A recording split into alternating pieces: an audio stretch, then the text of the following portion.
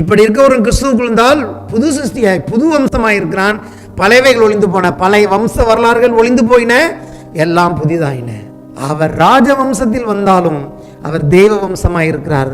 நீ உங்களையும் என்னையும் அவர் நாம் எந்த வம்சத்தில் பிறந்தாலும் அவருடைய வம்சமாகிய தேவ வம்சமாய் நம்மை மாற்றியிருக்கிறார். செழிப்பு இருக்கும். ஆகவே தான் நான் போய் அரண்மனையில் பிறக்கல. நான் அரண்மனையில் பிறந்தேன்னா நீ என்ன நினச்சிப்ப? பணக்காரங்க தேவன் நினச்சிப்ப. ஆனால் நான் பசுமையான சூழ்நிலை பிறந்ததுனால ஏழைகளையும் பசுமையான சூழ்நிலை நடத்தக்கூடிய ஒரு ராஜாவாக நான் பிறந்தேன். காய்ந்து போன வாழ்க்கையை பார்த்து யாரும் வருவதில்லை. ஏன்னா ஏற்கனவே அவங்க கஷ்டப்படுறாங்க. அதனால அவங்களுக்கு என்ன பிரயோஜனம்? இங்கே வந்தும் கஷ்டம், அங்க இருந்து கஷ்டம், ஏங்க இங்க வரணும்? இல்ல, இவர் இடத்தில் வந்தால் மேய்ச்சல் உண்டு. தேவனுடைய பிள்ளைகளாக உங்களுக்கு என்னுடைய கிறிஸ்துமஸ் வாழ்த்துக்களோடு கூட தேவனுடைய வார்த்தையை நான் ஆரம்பிக்கிறேன். கர்த்தர் உங்களையும் உங்கள் பிள்ளைகளையும் உங்கள் குடும்பத்தையும் அபரிதமாய் ஆசீர்வதிப்பாராக. ஆமென். கிறிஸ்துமஸ் செய்தி உள்ள போறதுக்கு முன்னாடி 4 காரியங்களை வேகமாய் சொல்ல விரும்புகிறேன். கிறிஸ்துவின் பிறப்பின் செய்தி 2000 வருஷத்துக்கு முன்னாடி புரிந்து கொள்ளப்பட்டது போல இன்னைக்கு நம்ம புரிந்து கொள்ள கூடாது.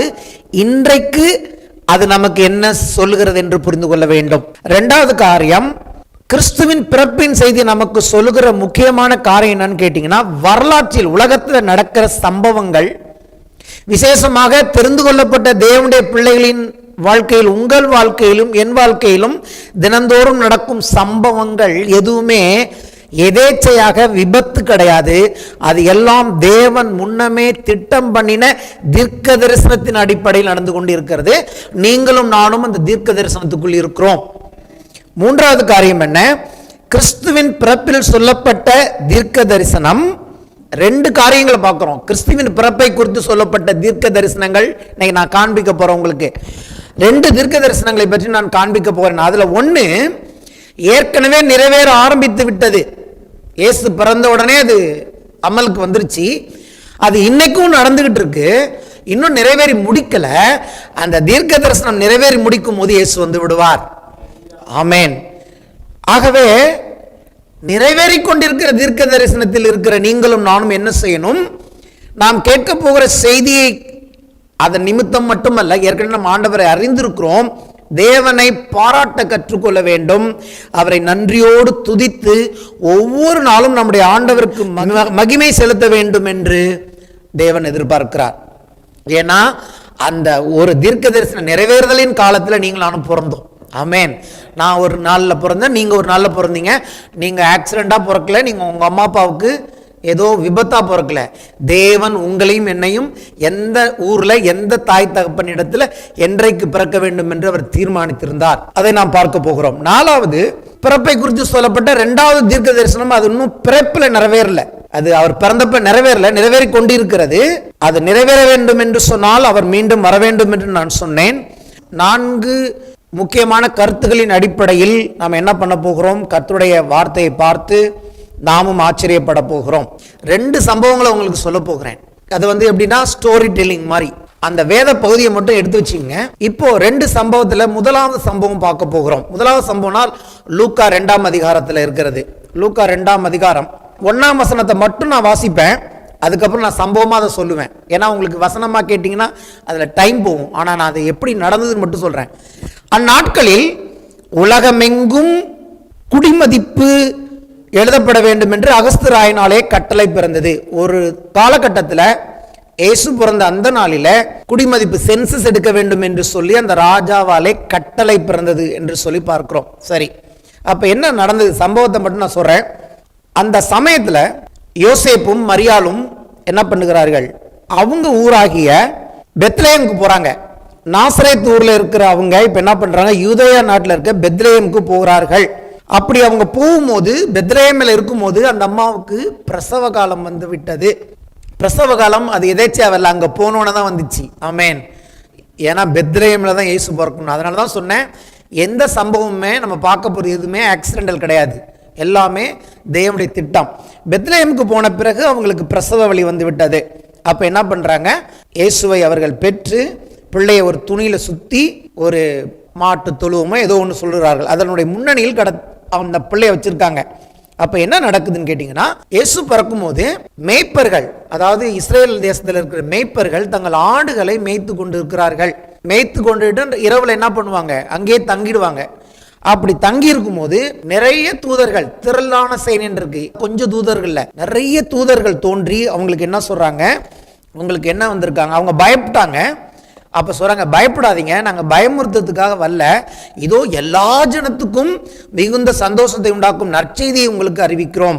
எப்படின்னா, இன்று கர்த்தராகிய கிறிஸ்து என்னும் ரட்சகர் உங்களுக்கு தாவீதின் ஊர்ல பிறந்திருக்கிறான்னு சொன்னோன்னே, நீங்க என்ன அடையாளம் கேட்டீங்கன்னா, பிள்ளைய துணியில சுத்தி முன்னாடி வச்சிருப்பாங்க. அப்போ பிள்ளைய துணியில சுத்தி முன்னாடி வைக்கணுங்கிறது யார் பிளானு? தேவனுடைய திட்டம். தூதர்கள் போய் கரெக்டாக ஒரு அடையாளத்தோட சொல்றாங்க. சொன்னோன்னு என்ன பண்றாங்க, அவங்க ஒரு ஆண்டவரை துதிக்கிறாங்க தூதர்கள். உன்னதத்திலே தேவனுக்கு மகிமை, பூமியில சமாதானம், மனுஷராகிய உங்கள் மேலும் பிரியம் உண்டாவதாக என்று சொல்லி தேவனை துதித்தார்கள். அப்படி தூதர்கள் போன பிறகு இவங்க என்ன பண்றாங்க, வேகமா தீவிரமா போய் மரியாள் யோசேப்பு முன்னாடி இருந்த பிள்ளையை பார்த்தார்கள் என்று சொல்லி பார்க்கிறோம். பார்த்து என்ன பண்ணாங்க, அந்த பிள்ளையை பற்றிய செய்தியை எல்லாருக்கும் பிரசித்தம் பண்ணினார்கள். இது சம்பவம் 1. என்ன நடந்தது, தேவன் நினைத்தபடி ஒரு சம்பவம் நடந்து விட்டது பூமியிலே. தூதர்கள் முதலாவது மேய்ப்பர்களுக்கு தான் சொன்னார்கள். இஸ்ரேல் மேய்ப்பர்களுக்கு சொன்னப்போ மேய்ப்பர்கள் அதை கேட்டார்கள். மேய்ப்பர்கள் போய் அந்த பிள்ளையை பார்த்தார்கள். மேய்ப்பர்கள் அந்த பிள்ளையை குறித்து சொல்லப்பட்ட காரியத்தை குறித்து ஆச்சரியப்பட்டார்கள். இன்னும் சொல்ல போனா மேய்ப்பர்கள் அந்த பிள்ளையை குறித்து சொன்ன செய்தியை பிரசித்தம் பண்ணினார்கள், தேவனை துதித்தார்கள், திரும்பி போனார்கள். அவ்வளவுதான் நடந்துச்சு. ஒரு மகா பெரிய காரியம், சம்பவம். அந்த சம்பவம் கடைசி என்ன சொல்றாங்க, அவர்கள் திரும்பி போய்விட்டார்கள். ஒன்னோடு தான் அங்கே முக்கியமானது என்னன்னு கேட்டிங்கன்னா, இதையெல்லாம் அவங்க அம்மா இருதயத்தில் வச்சு என்ன பண்ணாங்களாம், யோசிக்க தொடங்கினார்கள். இதை தவிர அங்கே ஒரு பெரிய காரியமும் நடக்கலை. குழந்தை அங்கே பிறந்தாச்சு. ஏன்னா அது தாவீதோட ஊர். என்ன ஊர் அது? தாவீதோட ஊரில் குழந்தை பிறந்துருச்சு. அந்த குழந்தை பிறந்து 2 வருஷம் ஆயிடுச்சு. இப்போ இந்த குழந்தை பிறந்தப்ப இன்னொரு சம்பவம், மத்தேயு 2ஆம் அதிகாரத்துக்கு போவோம். மத்தேயு 2. அகஸ்திராயன் தான் பெரிய ஆளு, ஏரோது அவனுக்கு கொஞ்சம் கீழே. அங்கே எப்படி ஆரம்பிக்குது பாருங்க வசனம். ஏரோது ராஜாவின் நாட்களில் யூதேயாவில் உள்ள பெத்லகேமில் இயேசு பிறந்த பொழுது கிழக்கிலிருந்து சாஸ்திரிகள் எருசலேமுக்கு வந்தார்கள். இங்க என்ன நடக்குது, அதாவது இயேசு பிறக்கிறப்போ யூதேயாவில் உள்ளவர்களுக்கு தூதர்கள் வந்து செய்தி சொன்னாங்க. இப்போ இஸ்ரேலுக்கு கிழக்கு தேசங்கள் என்று சொல்லப்படுவது கீழ்த்திசையார்கள், கீழ்த்திசை நாடுகள் சொல்லப்படும். நீங்க பைபிள்ல நல்லா பைபிள் வாசிச்சவங்களுக்கு தெரியும், கீழ்த்திசையாரின் போதகத்தால் இவர்கள் நிறைந்திருக்கிறார்கள் ஆண்டவர் கடிந்துப்பாரு. கீழ்த்திசையாரின் போதகம்னா என்னன்னு கேட்டீங்கன்னா, வானத்தில் உள்ள நட்சத்திரம், அந்த என்னது நட்சத்திரங்கள், ஜோசியம், இதெல்லாம் ஆராய்ந்து பார்க்கிறவர்கள். ஆக்சுவலாக அது கர்த்தருக்கு பிரியமான காரியம் இல்லை. இவங்களுக்கு எப்படி இயேசு இந்த நாளில் பிறப்பார்னு தெரியும்னு அவங்க ஒரு சிலர் என்ன சொல்றாங்கன்னு கேட்டிங்கன்னா, தானியேல் பாபிலோனில் வாழ்ந்த பொழுது அங்கே இதை போல சாஸ்திரம் பார்க்குறவங்களாம் இருந்தாங்க, இன்னும் நம்ம பார்க்குறோம் இல்லையா. அப்போ ஒருவேளை தானியேல் வந்து நிறைய தீர்க்க தரிசனம் உரைச்சிருக்கிறார், இயேசு கிறிஸ்துவின் வருகையை பற்றி எல்லாம் பேசியிருக்காரு, மேசியா எப்படி சங்கரிக்கப்படுவார். ஒருவேளை இவங்களுக்கு அவர் சொல்லியிருக்கிறதுனால அவங்க இந்த குறிப்பிட்ட காலகட்டத்தில் அந்த நட்சத்திரத்தை பார்த்து அவங்க கண்டுபிடிச்சி வந்தாங்கன்னு சொல்கிறாங்க. இப்போ நமக்கு வந்து இது காரியம் முக்கியம் இல்லை, அந்த சம்பவம் என்னன்னு கேட்டிங்கன்னா, அதாவது யூதர்கள் அல்லாத புறஜாதி, தேவனுக்கு அவர்களுக்கும் சம்பந்தம் இல்லாத ஒரு தேசத்தில் ஒரு நட்சத்திரத்தின் அடையாளத்தை பார்த்து 3 சாஸ்திரிகள் என்று சொல்லப்படுகிற இவர்கள், ஞானிகள் என்று எழுதியிருக்கிறது, சாஸ்திரிகள் என்று எழுதியிருக்கிறது, ஆஸ்ட்ராலஜர்ஸ் என்று எழுதியிருக்கிறது, ஒரு மொழிபெயர்ப்பு ஒரு மாதிரி இருக்கு. இவர்கள் என்ன பண்ணுகிறார்கள், ஒரு கூட்டமான மக்கள் என்ன பண்ணுகிறார்கள், இயேசுவை பார்க்க வருகிறார்கள். எப்படி வந்தாங்கன்னு கேட்டிங்கன்னா, அந்த நட்சத்திரம் அந்த எந்த தேசத்தில் தோன்றுன்னு பார்த்துட்டு அந்த நட்சத்திரத்தை பார்த்து வராங்க. அந்த காலத்தில் ஒட்டகம் அப்படிதான் வரணும், நம்மளை போல ஃப்ளைட்லாம் இல்லை. அதனால அவங்க பிள்ளைய பார்க்க வந்தப்போ ஆல்மோஸ்ட் 2 வயது அல்லது கொஞ்சம் குறைச்சல், 2 வயது ஆக போகிறது அல்லது 2 வயது ஆகிவிட்டது இயேசுவுக்கு. வந்துட்டாங்க எருசலேமுக்கு. ஆனால் எங்கே போயிட்டாங்கன்னு கேட்டிங்கன்னா, நேராக அரண்மனைக்கு போயிட்டாங்க. ஏன்?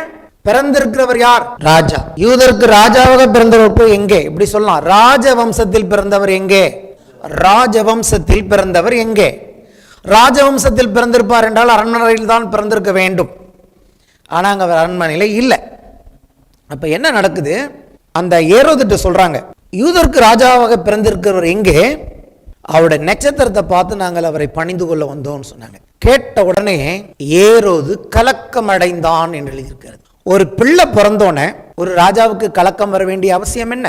அப்படியே அந்த பிள்ளை ஆட்சிக்கு வரனா கூட ஒரு 20 வயசு தான் ஆகணும், 20 வயசு ஆகணும். ஆனால் இப்போ தான் பிள்ளை பிறந்திருக்கு. பிள்ளை பிறந்த உடனே இவனுக்கு பயங்கரமான கலக்கம் உண்டாயிட்டு இருக்கு. ஏன் ஏரோதுக்கு கலக்கம் தெரியுமா? அவங்க சொன்ன வார்த்தை என்ன தெரியுமா? யூதருக்கு ராஜாவாக பிறந்திருக்கிறோர் எங்கே? அவரை நாங்கள் பணிந்து கொள்ள வந்தோம். அதான் பிரச்சனை. ஒரு பிள்ளையை பணிந்து கொள்ள வந்திருக்கிறார்கள். உலகத்தில் எத்தனையோ பிள்ளைகள் பிறந்தது, உலகத்தில் இன்னும் எத்தனையோ ராஜாக்கள் பிறந்தாங்க. ஆனால் யாரும் பிள்ளையை பணிந்து கொள்வது கிடையாது. ஆனால் இந்த ஒரு பிள்ளையை பணிந்து கொள்ள வந்தார்கள்னோடனே பிசாசுக்கு என்ன பயம் வந்துட்டு, ஆஹா, யூதர்கள் அல்லாத மற்ற ஜனங்கள் என்னை ஆராதிச்சிட்டு இருக்காங்க. யூதர்கள் இல்லாத தேசத்தில் யூதர்கள் மட்டும்தான் தேவனை ஆராதிக்கிறாங்க.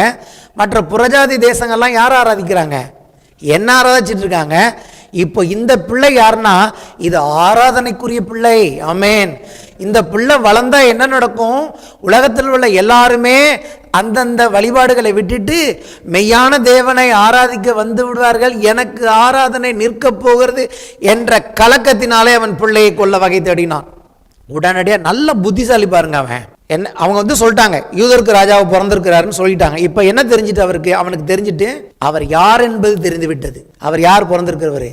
மேசியான்னு தெரிஞ்சிருச்சு, தேவகுமாரன் தெரிஞ்சிருச்சு. இப்போ என்ன பண்ணுறான்? அவங்க கிட்ட அடுத்த ஸ்டெப்பு நீங்கள் கேட்டால் புரியாது. அடுத்து என்ன பண்ணுறான்? அந்த ஊரில் இருக்கிற வேதபாரகர்கள், பிரதான ஆசாரியர்லாம் கூட்டிட்டு வரான். அவங்களுக்கு தான் பைபிள் தெரியும். எல்லாம் கவனிங்க, அவங்களுக்கு தான் பைபிள் தெரியும். வந்திருக்க சாஸ்திரிகளுக்கு பைபிள் தெரியாது. அவங்க நட்சத்திரத்தை பார்த்து நட்சத்திரம் என்ன பண்ணுச்சு? கூகுள் மேப் மாதிரி கூட்டிட்டு வந்துருச்சு. இன்னைக்கு கூகுள் மேப் மாதிரி அன்னைக்கு நட்சத்திரம் தான் ஆண்டவருக்கு போட்ட கூகுள் மேப்பு. கூகுள் மேப்பை பிடிச்சி ஈஸ்ட்லேருந்து கிளம்பி பெத்லஹேமுக்கு வந்துட்டாங்க. அப்புறம் அந்த நட்சத்திரத்தை காணும், கொஞ்சம் கேப்பு. இவன்ட்ட இருக்குன்னு பார்த்தா இவன் கேட்குறான், எனக்கே தெரியாது. அப்படியா? சரி சரி. அப்போ என்ன பண்ணுறான்? அந்த யூத தேசத்தில் இருக்கிறவங்க வேதாகம் தெரிஞ்சவங்களை கூப்பிட்டு கிறிஸ்து எங்கே பிறப்பார்னு கேட்குறான். அப்போ பிறந்திருக்கிறவர் கிறிஸ்து தெரிஞ்சு போச்சு. கிறிஸ்து எங்கே பிறப்பார்னு கேட்டால் அவங்க சொல்கிறாங்க, தீர்க்க தரிசன புஸ்தகத்தில் எழுதியிருக்கிறபடி அவர் பெத்லஹேமில் பிறப்பார் அப்படின்னு சொல்கிறாங்க. அப்போது பிறந்தது யாருன்னு தெரிஞ்சிச்சு, எந்த ஊரில் இருக்கிறாருன்னு தெரிஞ்சு போச்சு. கிறிஸ்து பிறந்து விட்டார் என்று தெரிந்து விட்டது. அந்த பிறந்தவர் யாருன்னு தெரிஞ்சிருச்சு, ஆராதனைக்குரிய தேவகுமாரன்னு தெரிஞ்சிருச்சு. அடுத்து பெத்லஹேமில் பிறந்தாருன்னு தெரிஞ்சிருச்சு. அப்புறம் பார்க்குறான், டைமிங் கேட்குறான், எப்போ நட்சத்திரம் உதித்ததுன்னு இவங்க கிட்ட கேட்குறான். யாருக்கிட்ட? வந்தவங்கள்ட்ட. அவங்க சொல்கிறாங்க ஒரு காலத்தை, இந்த காலத்தில் புள்ள பிறந்ததுன்னு. ஸோ அவனுக்கு தெரிஞ்சிச்சு அப்ராக்சிமேட்டாக 2 வயசு பிள்ளைக்கு. புள்ள பெத்லஹேமில் இருக்கு. புள்ள சாதாரண புள்ள இல்லை, ஆராதனைக்குரிய பிள்ளை என்று தெரிந்து விட்டது. இப்போ என்ன தெரியல தெரியுமா? புள்ள யார் வீட்டில் இருக்கு? ஹல்லேலூயா. பிள்ளை யார் வீட்டில் இருக்குன்னு மட்டும்தான் அவனுக்கு தெரியாது. அப்போ என்ன பண்ணுகிறான்? என்ன சொல்கிறான்? நீங்கள் போங்க, நீங்கள் போய் முதல்ல பிள்ளையை பணிந்து கொள்ளுங்க. பிள்ளையை கும்பிட்டுட்டு திரும்பி என்கிட்ட வாங்க. என்கிட்ட எங்கே இருக்க பிள்ளைன்னு சொன்னீங்கன்னா நானும் போய் அந்த பிள்ளையை பணிஞ்சுப்பேன்னு சொன்னோன்னே இவங்க கிளம்பி போகிறாங்க. இப்போ கிளம்பி போகும்போது மறுபடியும் அவர்கள் நட்சத்திரத்தை பார்க்கிறார்கள். அப்போ தான் இருக்கு, அந்த நட்சத்திரத்தை பார்த்து அவர்கள் ஆனந்த சந்தோஷம் அடைந்தார்கள். மறுபடியும் கூகுள் மேப் வந்துட்டு இப்போ என்ன பண்ணுது? இந்த மேப்பு கரெக்டாக பெத்லஹேமில் எந்த வீட்டில் பிள்ளை இருக்கோ அந்த வீட்டில் இந்த கூகுள் மேப் நின்றுச்சு. லொக்கேஷன் ஓவர் நமக்கு வருதுல கூகுள் மேப்பில் லொக்கேஷன் வந்துட்டீங்கன்னா அதுமாரி இவங்களுக்கு சொல்லிட்டு பிள்ளையை அவர்கள் பணிந்து கொண்டார்கள். அம்மாவை பணிந்து கொள்ளலை, பிள்ளையை பணிந்து கொண்டு பொன் தூப வர்க்கம் இன்னும் என்னென்ன விலையேற பெற்ற பொருள்கள்லாம் வச்சு பணிந்து கொண்டு உடனே தூதன் சொல்கிறாரு, வந்த வழியே போகாதீங்க, ஏரோதுக்கு போகக்கூடாது, நீங்கள் திரும்பி வேறு வழியாக போங்கன்னு சொன்னோன்னே அவங்க கர்த்தருக்கு கீழ்ப்படிந்து போய்விடுகிறார்கள். இது 2வது சம்பவம். மரியாளும் யோசேப்பு என்ன பண்ணுறாங்க? பிள்ளையை கூட்டி கொண்டு நீ ஓடிவிடு எகிப்துக்குன்னு சொல்கிறாரு. அவங்களும் தீவிரமாக கிளம்பி போயிடுறாங்க. அப்போது என்ன தெரியுமா? உங்களுக்கு தெரியுமா? அதாவது எருசலேமுக்கும் பெத்லஹேமுக்கும் ஒன்லி 9 கிலோமீட்டர்ஸ், 9 கிலோமீட்டர். ஒரு ராஜா 9 கிலோமீட்டர் இருக்க பிள்ளையை கண்டுபிடிக்க முடியல பாருங்க. இங்கேருந்து தாம்பரம் தூரம் கூட, தாம்பரம் சாண்டோரின் தூரம் தான், அங்கே தான் இருக்குது புள்ள. அந்த காலத்தில் கிராமத்தில் ஒன்றும் அதிகமாக வீடுகளும் இருந்திருக்காது. நினச்சா கண்டுபிடிச்சிருக்கலாமா? கண்டுபிடிச்சிருக்க முடியாதா? கண்டுபிடித்திருக்கலாம். ஆனால் ஏன் கண்டுபிடிக்க முடியல தெரியுமா? தேவனுடைய அனுமதி இல்லாமல் கண்டுபிடிக்க முடியாது. அதாவது பிசாசுக்கு நீங்கள் யாருன்னு தெரிஞ்சிருக்கலாம், எந்த ஊரில் பிறந்திருக்கீங்கன்னு தெரிஞ்சிருக்கலாம், என்ன உங்களை கொண்டு என்ன தேவன் செய்ய போறான்னு தெரிஞ்சிருக்கலாம். ஆனால் தேவனுடைய அனுமதி இல்லாமல் உங்கள் லொக்கேஷன் அவனுக்கு தெரியாது. கர்த்தர் உங்களை என்னையும் மறைத்து விடுவார். கையில் தட்டி கர்த்தரை மையப்படுத்துவோம்.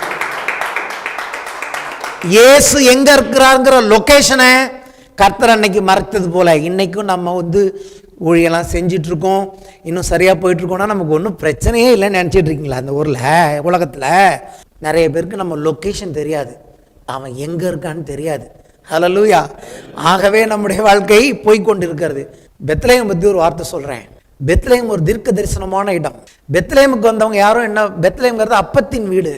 பெத்லகேமில் நான் ஒரு விஷயம் சொல்கிறேன், எனக்கு ஒரு 7 வருஷம் ஆகுது, எனக்கு அது ஞாபகம் இல்லை. இந்த மெசேஜ் ப்ரிப்பேர் பண்ணும்போது தான் ஆண்டவர் ஞாபகப்படுத்தினார். சம்பவம் எனக்கு தெரியும்.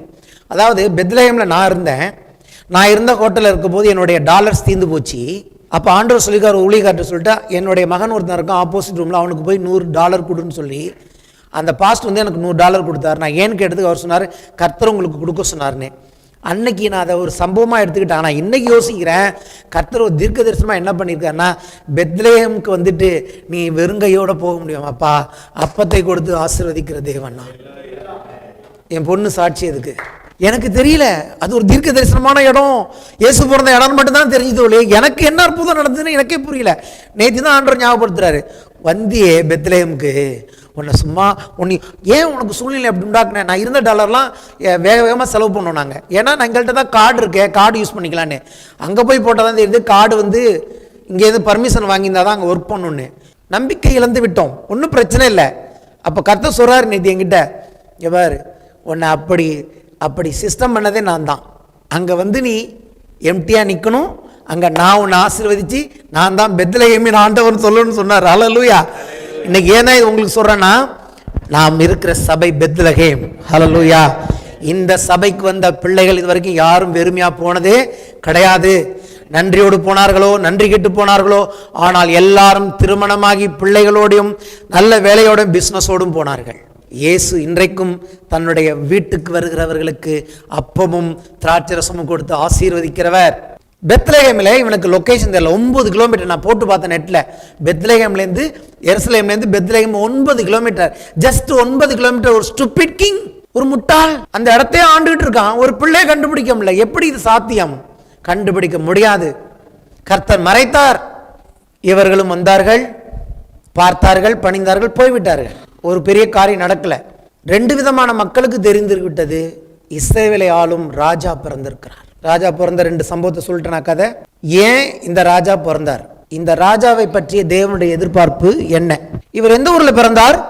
தாவீதின் ஊரில் பிறந்தார். வேற ஊரில் பிறக்கவில்லை இல்லையா? சரி, அப்போ தாவீதை நம்ம பார்க்கணும் கொஞ்சம். ஏன் தாவீதின் ஊர்ல ஆண்டவர் பிறந்தார்னா, தாவீது எப்படிப்பட்டவன்? தாவீது ஒரு ராஜா. இந்த ராஜா எப்படி, எதுக்காக தேவன் இவனை ராஜாவா ஆக்கினார்? ஒரு ராஜாவுடைய தகுதி என்ன? இன்னைக்கு நம்ம வந்து இந்த நாட்டில் சிலர் வந்து ஓட்டு போட போகிறோம். தேவன் அவர்களை குறித்து வைத்திருக்கிற எதிர்பார்ப்பு என்ன? ஒரு ராஜானா அவன் எப்படி இருக்கணும்? அதுக்கு தான் இயேசு பிறந்தார். சங்கீதம் 78, 70, 71, 72 வசனங்கள். தம்முடைய தாசனாகிய தாவீதை தெரிந்து கொண்டு ஆட்டு தொழுவங்களில் இருந்தவனை எடுத்தார். எடுத்த என்னது? ஆட்டு தொழுவம். கரவலாடுகளின் பின்னாக திறந்த அவனை தம்முடைய ஜனமாகிய யாக்கோபையும் தன்னுடைய சுதந்திரமாகிய இஸ்ரேலையும் மேய்ப்பதற்காக அழைத்து கொண்டு வந்தார். இப்ப ராஜாங்கிறவன் யாருங்க? மேய்க்கணும். ராஜானா ஆள்றவன் இல்ல, மேய்க்கணும். என்னன்னு பார்ப்போம். அடுத்த வசனம். இவன் அவர்களை எப்படி மேய்த்தான்? தன் இருதயத்தின் உண்மையின்படியே மேய்த்து. ஹல்லேலூயா. உள்ள உண்மையா மேய்ச்சான். ஆமென். மேய்த்து தன் கைகளின் திறமையினால் அவர்களை நடத்தினான். வெறும் உண்மை இருந்தா பார்த்தாதுங்க, திறமை வேணும். ஒரு ராஜாவுக்கு திறமை வேணும், ஒரு ராஜாவுக்கு உண்மை வேணும். உண்மை மட்டும் இருந்து திறமை இல்லைனாலும் வேஸ்ட்டு, திறமை மட்டும் இருந்து உண்மை இல்லைனா வேஸ்ட்டு. தாவீது 2ம் உடைய ஒரு மேய்ப்பனாக இருந்தான். தேவனுடைய பார்வையில் மக்களை சரியாக நடத்தணும்னா அவங்க எப்படி இருக்கணும்னா, பாஸ்டருக்கும் பொருந்தும். பாஸ்டர்னா என்ன அர்த்தம் தெரியுமா? மேய்ப்பன் அர்த்தம். இது வந்து ராஜாவுக்கும் பொருந்தும், என்னை போல பாஸ்டருக்கும் பொருந்தும். உண்மையாகவும் உங்களை மேய்க்கணும், அதே சமயத்தில் திறமையும் இருக்கணும். எப்படி எங்கே தட்டி கரெக்டாக கொண்டு போகணும்னு. ஆனால் இப்போ இவர் எப்படிப்பட்ட ராஜான்னு கேட்டிங்கன்னா, ராஜாதி ராஜனும் கர்த்தாதி கர்த்தர் வந்து மேய்ப்பராக பிறந்துட்டார். சரி, இந்த மேய்ப்பராக பிறந்த இடத்துல ஒரு அற்புதத்தை நான் உங்களுக்கு காட்ட விரும்புகிறேன். அங்கே போய் பார்த்தாங்க, அரண்மனையில் பிறந்தாரன்னு சொல்லி பார்த்தாங்க, அரண்மனையில் இல்லை. ஆனால் இவர் எந்த சூழ்நிலை பிறந்தார் பாருங்க. மேய்ப்பருங்கிறதுக்கு அடையாளமாக இயேசு ஒன்று மாட்டுக்குடின்னு சொல்கிறாங்க, அல்லது ஒரு இடம். அது எப்படிப்பட்ட ஒரு சூழ்நிலை? மேய்ப்பர்களுக்குரிய சூழ்நிலை. ஆமேன்.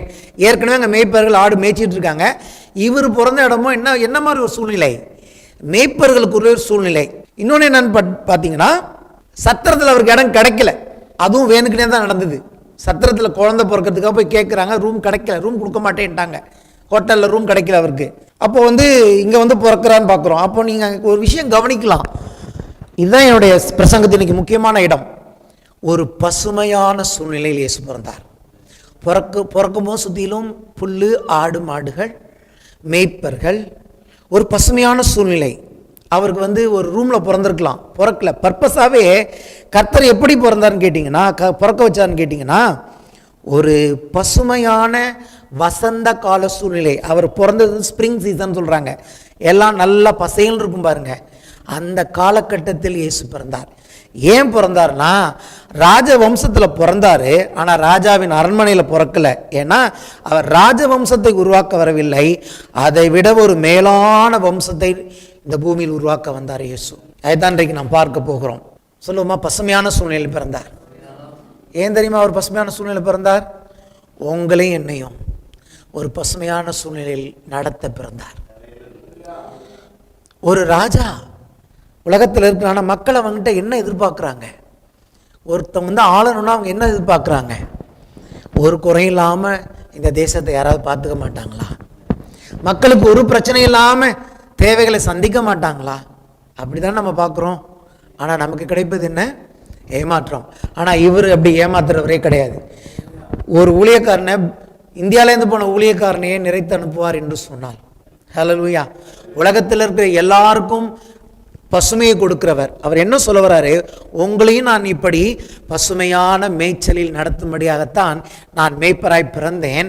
நான் பிறந்த சூழ்நிலை எப்படி பசுமையாக இருந்ததோ என்னை சுற்றி, அப்படி உங்களுடைய வாழ்க்கையிலும் நான் இருக்கும்போது உன்னை சுற்றிலும் காஞ்சி போயிருக்காது. உன்னை சுற்றிலும் காஞ்சி போயிருக்காது. உன்னை சுற்றிலும் பசுமை இருக்கும், செழிப்பு இருக்கும். ஆகவே தான் நான் போய் அரண்மனையில் பிறக்கல. நான் அரண்மனையில் பிறந்தேன்னா நீ என்ன நினச்சிப்ப? பணக்காரங்க தேவன் நினச்சிப்பேன். ஆனால் நான் பசுமையான சூழ்நிலையில் பிறந்ததுனால ஏழைகளையும் பசுமையான சூழ்நிலை நடத்தக்கூடிய ஒரு ராஜாவாக நான் பிறந்தேன் என்று சொல்லுகிறார். எவ்வளோ நல்ல செய்தி. ரோமர் 15, 11, 12, 13 இப்போ நான் சொன்ன வசனங்களை பவுல் எழுதுறார். மேலும் புறஜாதிகளே, புறஜாதிகள்னா யாரு? யூதர்கள் அல்லாதவர்கள். மேலும் புறஜாதிகளே எல்லாரும் கர்த்தரை துதியுங்கள், ஜனங்களே எல்லாரும் அவரை புகழுங்கள் என்று சொல்லுகிறார். ஏன் அங்க பாருங்க, மேலும் ஈசாயின் வேரும் பாடணும்ல, ஈசாயின் அடிமரமே, ஈசாயின் வேரும் புறஜாதியாரை ஆளும்படிக்கு எழும்புகிறவராகிய ஒருவர் தோன்றுவார். யூதர்களை ஆளுகிறவர் இங்கே தோன்றுவார் என்று சொல்லவில்லை. ஆனா அங்க அவங்க என்ன கேட்டாங்க? யூதருக்கு ராஜாவை பிறந்திருக்கிறவர் எங்கே? இன்னைக்கு வரைக்கும் இயேசு யூதர்களை ஆண்டுகிட்டு இருக்காரா? இன்னும் ஆளலை. அதான் சொன்னேன், இந்த தீர்க்க தரிசனம் நிறைவேறினாதான் அந்த தீர்க்க தரிசனம் நிறைவேறும். அப்பதான் யூதர்கள் அவரை யூதர்கள் அவர் ஆள முடியும். இது வரைக்கும் அது நிறைவேறல. நம்ம பார்க்க போற இதுதான் நிறைவேறினது. ஆமென் சொல்றார். ஈசாயின் வேரும் புறஜாதியாரை ஆளும்படிக்கு எழும்புகிறவராகிய ஒருவர் தோன்றுவார், அவரிடத்தில் புறஜாதிகள் நம்பிக்கை வைப்பார்கள் என்று ஏசாயா சொல்லுகிறான். பரிசுத்தாவின் பலத்தினாலே உங்களுக்கு நம்பிக்கை பெருகும்படிக்கு நம்பிக்கையின் தேவன், அவர் பேர் என்ன? நம்பிக்கையின் தேவன். ஹல்லேலூயா. உங்களுக்கும் எனக்கும் நம்பிக்கை கொடுக்கிற நம்பிக்கையின் தேவன் அன்றைக்கு பசுமையான சூழ்நிலையில் பிறந்தார். ஆகவே சொல்லுகிறேன், அவர் கொடுக்கிற நம்பிக்கைகள் பசுமையானவைகள், காய்ந்து போனவைகள் அல்ல. நம்பிக்கையின் தேவன் விசுவாசத்தினால் உண்டாகும். எதனால? சகலவித சந்தோஷத்தினாலும் சமாதானத்தினாலும் உங்களை நிரப்புவாராக. ஈசாயின் வேரும் பிரஜாதியாரை ஆளும்படிக்கு.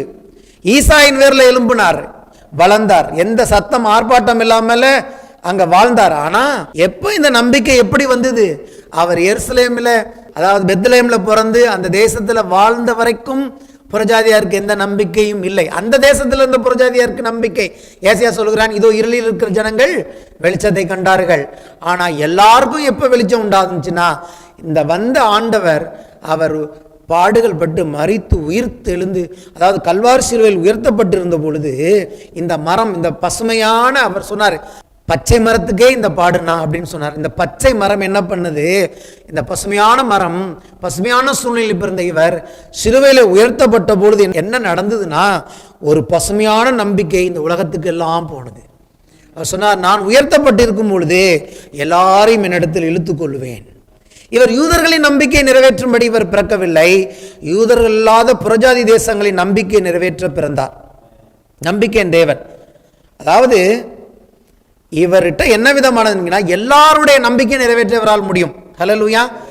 எல்லாருடைய நம்பிக்கையும், அதே சமயத்தில் எல்லா நம்பிக்கையும், எல்லா மனிதர்களுடைய நம்பிக்கையும், எல்லாவித நம்பிக்கையும் ஒரே ஒருவராக இந்த பசுமையானவர் உயர்த்தப்பட்டவரிடத்தில் வரும்போது எந்த மனுஷன், எந்த தேசம், எந்த மொழி, எந்த இனமாயிருந்தாலும் அவர்கள் எந்த நம்பிக்கை அவர்களுக்கு நம்பிக்கையற்று இருந்தாலும் அந்த நம்பிக்கையை இந்த நம்பிக்கையின் தேவன் அவர் நிறைவேற்றுவார். ஏனென்றால் அதற்கான கிரயத்தை செலுத்திவிட்டார்.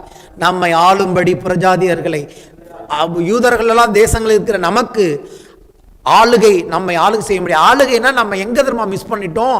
ஆளுகை இயேசு ராஜாவா நம்ம வாழ்க்கையில் இருக்கிறார்னு அன்னைக்கு ஏரோது நாட்களில் நடந்தபடியே நம்மளும் என்ன நினைச்சிட்டு இருக்கோம்? இயேசு ஆளுகிறார், இயேசு ஆளுகிறார்னா ராஜாவா நம்ம என்ன நினைச்சிட்டு இருக்கோம்? சிங்காசனம் போட்டு ஆளுகிறார். சிங்காசனம் பரலோகத்தில் இருக்கு. ஆனா இங்க எப்படி ஆளுறாரு? ஒரு மன்னன், ஒரு ராஜா, ஒரு தாவீதை எப்படி உண்மையுள்ள இருதயமும் கைகளும் திரும்பினால் நடத்த வேண்டும் என்று தாவீதிடத்தில் தேவன் எதிர்பார்த்தாரோ, இன்றைக்கு பூமியிலே உங்களை என்னையும் பசுமையான இடத்தில் நடத்துகிற மேய்ப்பர் தான் முதல் அவர். அவன் தாவீது மேய்ப்பனும் ராஜாவுமானவன், இயேசு மேய்ப்பரும் ராஜாவுமானவர்.